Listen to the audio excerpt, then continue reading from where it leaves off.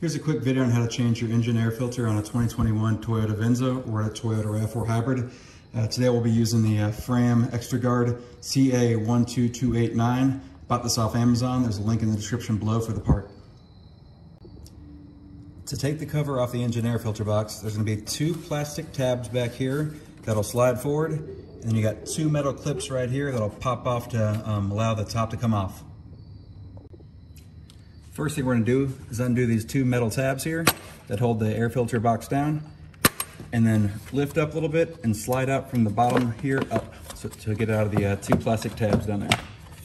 And we'll rearrange this out of the way. So here's our old engine air filter. We'll take this one out, and we'll slide the new one in with the orange side with the gasket on top.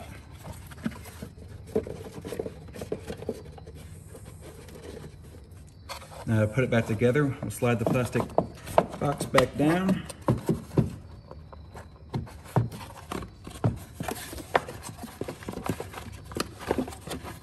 Now we'll put the two plastic tabs in the back first to hold it down. We'll push down and we'll put our two metal tabs back on top. That's it. If the video is helpful, leave a thumbs up, and any questions, leave them in the comments below. Thanks.